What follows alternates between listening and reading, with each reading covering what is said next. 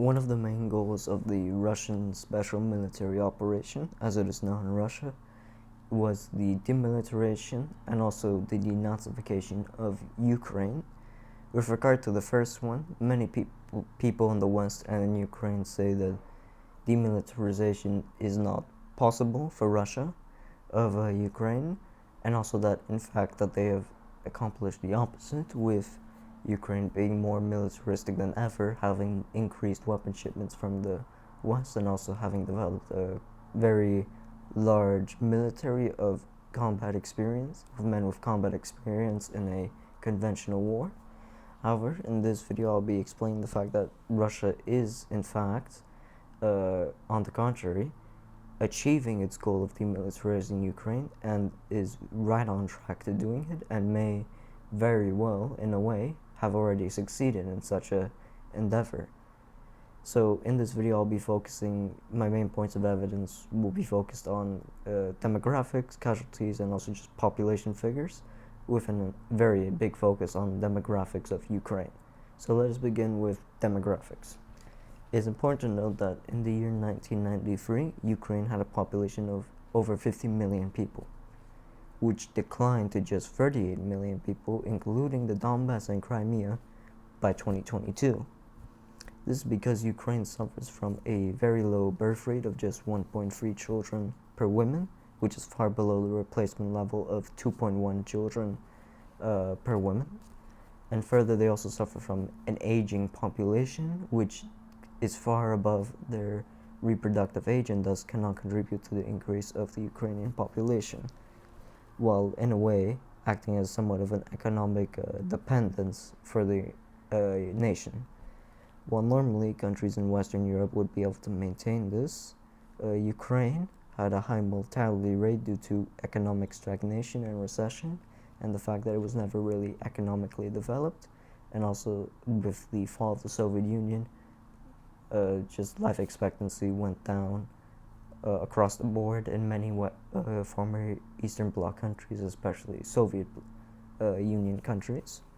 Further, Ukraine has also suffered from a brain drain as young people leave the country to go west and even east to Russia and other former Soviet Union countries for better opportunities, even before the war, while getting virtually no immigration towards Ukraine, as it does not have as much opportunity as other countries like, say, France, Italy, or Germany, or the UK, while they have no reason to go to Ukraine, which was, in fact, never really had any economic potential for any immigrants, and in fact suffers a large scale of emigration from the country. Now, this was all before the war. Now we also need to take into account refugees and the effect of war on the population. First, let's talk about casualties. Ukraine has suffered more death than Russia, with some estimates claiming over 500,000, which I believe is far more likely, while Zelensky claiming only 38,000 is still a lot of people, but you get the point. While even Western media calls out Zelensky and says that it's probably closer to 75,000, though I also highly doubt this number as being, unfortunately, too low. Further, fighting in a war of attrition favors Russia's larger pool of manpower,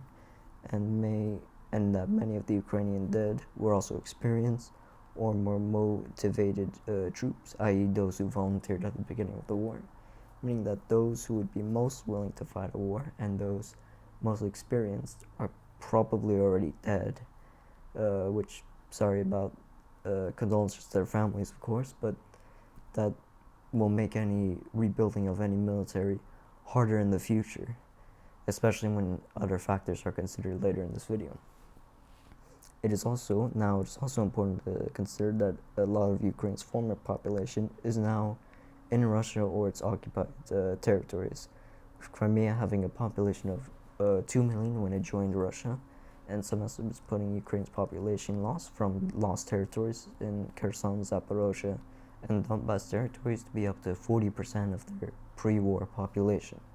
Though this doesn't include internal population flows, but it does give a general picture of Ukraine's population loss from these territories. Further, Ukraine has lost a good chunk of the population to being refugees, with 3/4 of the refugees being either women or children, with 1/2 of the children being under the age of 10, and a further 600,000 plus men of fighting age out of the country,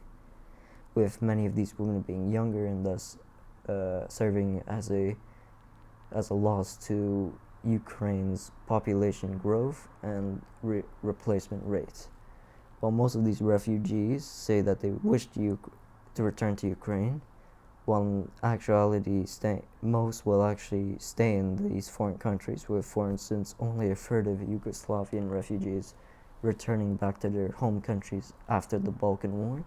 considering the fact that opportunities for employment and standard of living are superior than they would expect to have in Ukraine. Furthermore, after 2 years, nearly 3 years, Ukrainian kids living abroad would have somewhat assimilated or grown used to the countries they reside and have been attached to this new way of life. It is also unlikely for any Ukrainian men abroad to come back, since they could face consequences for draft dodging, and it's likely that once the war is over, Ukrainian men would likely leave Ukraine to join their families abroad and experience the same opportunities and avoid getting conscripted again. This will result in the young population of fertile age leaving the country, with Ukrainian families reuniting abroad or women forming relationships and staying in foreign countries with foreign men, which will no doubt have an effect on the future population growth. Another thing that is important is that the average age of the Ukrainian soldier is around 43, with many being in their 50s. These men of the armed forces of Ukraine will inevitably grow old and reach a point where they simply cannot fight effectively and would only realistically be useful for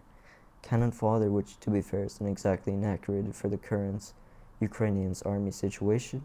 But considering the fact that of the previously mentioned brain drain and the following standard of living, most will inevitably die in the coming decade, and with that, the backbone of the Ukrainian army also dies.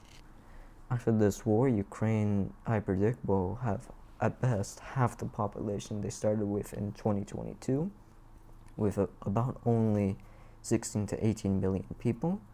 Of this, around half would be male, so 8 to 9 million,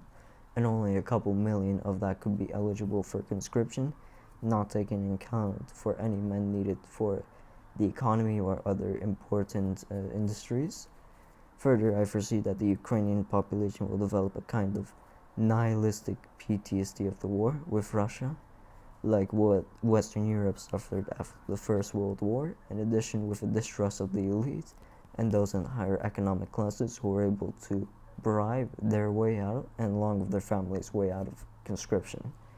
As they see their as they see their leaders, such as Zelensky, living abroad in luxury with mansions, yachts, you name it, while they have nothing, and effectively stealing from, the country and humanitarian aid meant to go to Ukrainians who have lost everything. I'd also like to provide a sort of image as to what a Ukrainian could be going through. So imagine this, visualize this. You're a Ukrainian man in his 30s. Before the war, you had an okay job in a decent apartment with the ability to have a small family of your own. However, then on the February 24th, the war started. While your fiance leaves the country, you stay and eventually get your draft notice. After rush training, you get sent to the front, where for the next years you reside. And after several years of fighting and unimaginable pain and suffering, the war is over. You return home, and at least what's left of it, or perhaps it's now part of Russia, who knows. You see the effects of the war, yet your leaders are nowhere to be seen. They're in America, in Italy, or elsewhere, living off the spoils of the money that was meant for you and your countrymen, but instead lines the pockets of men and women you trusted and even admire. So instead of staying in Ukraine, where there's nothing left for you, you just have to go abroad, to where your fiancé is, for a better opportunity and to avoid getting drafted into another pointless war, where the next generation of leaders, quotation marks, will profit while you bleed out in the trenches for no apparent reason or hope of survival. I hope the story gives you an idea as to the attitude of many Ukrainians and acts as a summary to a couple of the points addressed in this video. And I'd like to conclude that, well, I hope this has proven my point that Ukraine has effectively been demilitarized or is going to be demilitarized in the coming years, and that it's effectively going to be crippled as a nation and won't be able to mount any effective defense or war, since the one thing that everybody absolutely needs to fight a war is men, and they will simply not have the men to continue a further war, while Russia will have such men, considering the fact that not only have they gained people from the territories they have taken as a part of their own from Ukraine, but also considering the amount of Ukrainian refugees that have actually gone to Russia, since they themselves are partly Russian or heavily influenced by Russia, so they prefer to live there than in Western Ukraine, in addition to Russian immigration flows from Central Asian countries or other former Eastern Bloc, Soviet Bloc countries. In addition, their demographics, while still not very ideal, are far better than Ukraine, meaning that they will simply be able to outlast Ukraine, and if another war starts, this one will probably last half as much as the current one. So, hope you enjoyed the video, and have a nice day. God bless.